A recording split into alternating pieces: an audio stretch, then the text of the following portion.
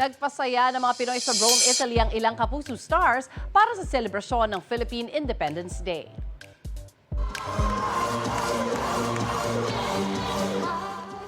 Sayawan at kantahan ng handog ng Sparkle Stars na sina Bubay, Pepita Curtis at Jessica Villarubin para sa mga OFW. Naging mainit naman ang pagtanggap ng mga Pinoy abroad kasabay ng masayang sigawan at tilian para sa mga nag-perform sa stage.